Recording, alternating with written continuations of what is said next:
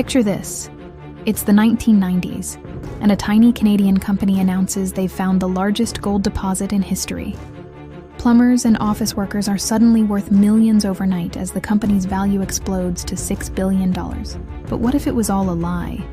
What if the treasure was a complete fabrication, built on a simple trick that fooled the entire world? This is the essence of the Bre-X gold scam, a deceptive trap set to manipulate greed and excitement. It's a story that's becoming a classic cautionary tale. But how did this scam work? What tricks did they use to bait their victims? And most importantly, how did it all come crashing down? Our story begins in the basement of a Calgary stock promoter named David Walsh. In 1988, Walsh founded Bre-X Minerals, a penny stock company that had a lot of ambition, but almost no success. After a string of failed projects, Walsh was nearly bankrupt and desperate. He decided to pivot from the frozen Canadian north to the steamy jungles of Indonesia, convinced that gold was the key to putting some romance into his failing company. To do this, he reached out to a well-known geologist, John Felderhoff, a man with a reputation for finding treasure where others saw nothing. Felderhoff, in turn, brought in his longtime friend, a Filipino geologist, Michael de Guzman. This trio, the promoter, the geologist, and the man on the ground, would set the stage for one of history's greatest frauds. In 1993, following the advice of his two partners, Walsh and Bre-X bought a plot of land near the Busong River in a remote jungle in Borneo, Indonesia. This was a huge gamble. Other, much larger mining companies had already explored the area and left, calling it worthless. But de Guzman was confident. He set up a small camp and began drilling. For months, nothing. The money was running out, and Walsh was ready to give up. Then, just as all hope seemed lost, a call came from the jungle. De Guzman claimed he had struck gold. The first estimates were modest, but they were promising. Soon, however, the numbers began to grow at an unbelievable rate. What started as a small find quickly ballooned into an estimate of millions of ounces. By 1995, Bre-X announced it had discovered a massive deposit, and the financial world, starved for a good story, began to take notice. The dream that started in a basement was about to go global. The news from Busong ignited a firestorm. Bre-X's stock, which once traded for just pennies, began a meteoric climb. In 1996, the stock price hit an incredible $286 per share, and the company was suddenly valued at over $6 billion. This wasn't just a story for Wall Street, it became a Main Street phenomenon. Everyday people poured their life savings into Bre-X, convinced they were getting in on the discovery of the century. Media headlines fueled the frenzy, with Lehman Brothers famously calling it the gold discovery of the century. The hype was intoxicating. David Walsh, once a struggling promoter, became a corporate titan. John Felderhoff was celebrated as a geological genius. At its peak, even the Indonesian government, led by President Suharto, muscled its way in, demanding a stake in the treasure. The company's estimates of the gold just kept growing, from 30 million ounces to an almost mythical 200 million ounces. A figure that would have made it the largest gold deposit in history. Investors, both big and small, were blinded by greed and the fear of missing out. Pension funds, like the Ontario Teachers' Pension Plan, invested and lost over $100 million. Everyone believed they were on the verge of unimaginable wealth. In reality, they were standing on the edge of a cliff. So, how did they fool the entire world? How did a worthless patch of jungle become a $6 billion illusion? The answer is a simple, age-old mining trick known as salting.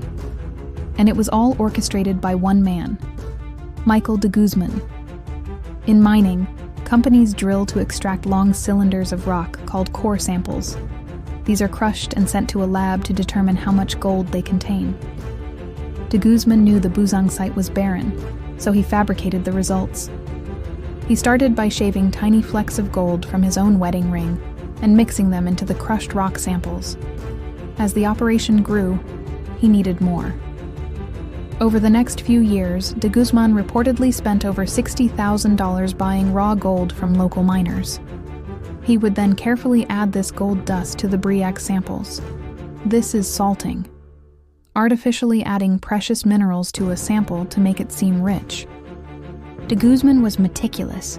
He controlled the entire process on site, and he insisted that all samples be crushed privately before being sent out, which was not standard practice. When independent auditors raised red flags, they noticed the gold particles had rounded edges, typical of gold found in rivers, not deep within volcanic rock. But de Guzman was a master of deception. He brushed off their concerns with a fabricated geological theory, an elaborate explanation for the gold's unusual shape that was just plausible enough to satisfy optimistic investors. He exploited just enough real science to make his lies believable. Then, in January 1997, a mysterious fire destroyed many of the sample records at the Busang site, further covering his tracks. For over 2 years, this simple act of mixing gold dust into worthless rock fooled geologists, banks, and millions of investors. By early 1997, the lie was beginning to fracture. The beginning of the end came when Bre-X, under pressure from the Indonesian government, was forced to partner with a large American mining company, Freeport-McMoRan, to develop the mine. Freeport's involvement was initially seen as a final stamp of approval. But for de Guzman, it was a death sentence for his scam. Freeport was there to do its own drilling, just meters away from Bre-X's original holes. In March 1997, the results came in. Freeport's geologists found only insignificant amounts of gold. De Guzman was summoned to a meeting to explain the massive discrepancy. On March 19, 1997, while on his way to the meeting, Michael de Guzman fell from a helicopter into the Indonesian jungle.